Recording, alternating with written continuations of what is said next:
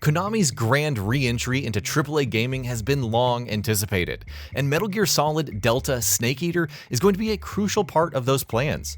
The remake has looked increasingly promising with each of its showings, and though the Japanese publisher's focus for now is definitely very much on the upcoming Silent Hill 2 remake, clearly it's building up to Metal Gear's comeback with increasing momentum as well.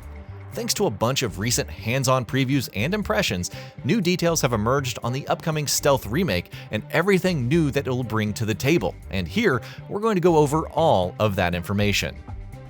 Retains the old structure. Since the moment Konami unveiled it, it has insisted that Metal Gear Solid Delta Snake Eater is going to be an incredibly faithful remake to the legendary original, right down to using the same voice recordings as that original. Unsurprisingly, that means it's not changing up things too much where its design structure is concerned either. Your codename for this mission will be Naked Snake. I'll be referring to you as Snake from now on.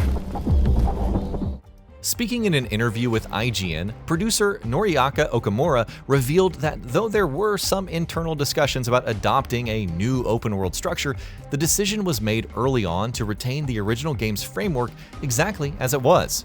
Quote, "We did debate about this internally," he said. Quote, "Maybe we should reskin the game into the current open-world type map. But after thinking about this, we would definitely have to basically remake the game from scratch, and by doing it, it would alter other things about the game. And we decided that that's not the direction we really wanted to take." Same enemy routes and item placements.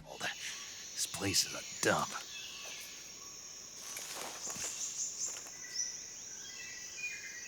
I can't see Sokolov from here.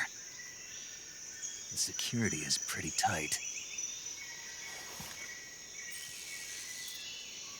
There are sentries posted around the perimeter. Sticking with how faithfully Delta is recreating the original Snake Eater, recent previews have illustrated that point even further. For instance, as per both IGN and PC Gamer, not only can players expect the story and level design to be unchanged, even the finer details are going to be completely untouched, which means even things such as enemy routes, item and weapon placements, and the like are going to be exactly as they were in the original game. Whether that's something that Konami will tweak between now and the game's release remains to be seen. Could we perhaps expect a mode where players can remix such elements to their heart's content? It would certainly add to the replay value, that's for sure, though for now, all we can do is hope that something along those lines will be included. Loading screens. Here's something else to give you an idea of how faithfully Konami is approaching Delta as a remake. Even the original Metal Gear Solid 3's loading screens have been brought over. The original game saw players moving from area to area, and each area being its own separate instance. Some may have assumed that the remake would make things more seamless, but it turns out Delta isn't going to stitch all of those areas together into a single seamless whole. Presumably, some will be disappointed by the lack of modernization in that specific area, though then again, it's not like Metal Gear Solid 3's stealth mechanics and design feel horribly dated even by today's standards, so there's that at least. If you're not the boss, then die.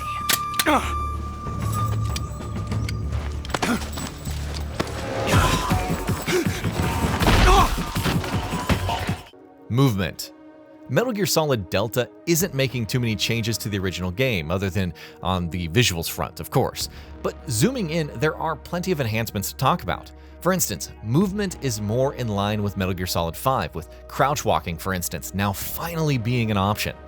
IGN and PC Gamer's aforementioned previews, however, claim that movement still doesn't feel quite as good as it does in, like, the Phantom Pain, though perhaps that's to be expected given how little the gameplay is changing in Delta. Graphical options. Visually, Metal Gear Solid Delta Snake Eater is looking stunning, but what can we expect from its graphical options? As per VGC's preview, the remake's preview demonstration featured options for a quality mode running at a dynamic 4K resolution and 30 FPS, and a performance mode targeting 1080p at 60 FPS. With the game still a ways off from launch, that might not be set in stone, but we can, at the very least, rest assured in the knowledge that a 60 FPS option will be offered.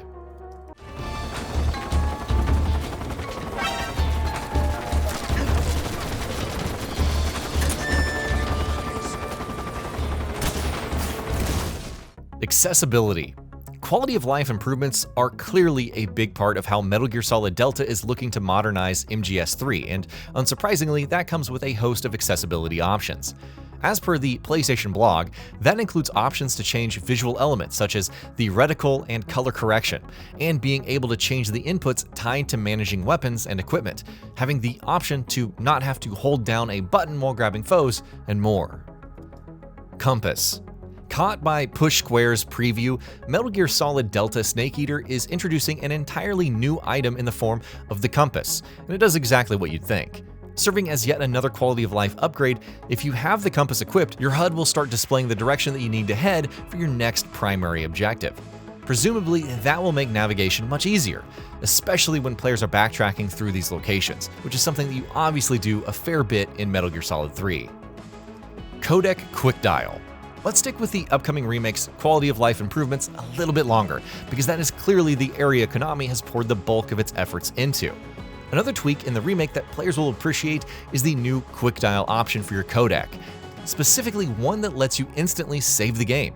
Rather than having to manually use the codec every time you want to save, as you've had to do in the original titles, in Metal Gear Solid Delta, all you have to do is hold down the button on the D-pad as revealed in IGN's preview. Good work, Jack. What are you doing here? Sokolov comes with me.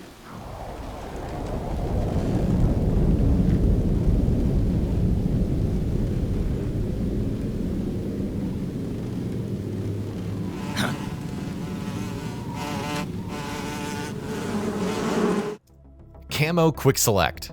Another D-pad shortcut that Metal Gear Solid Delta will let players use will be tied to selecting what camouflage you're wearing.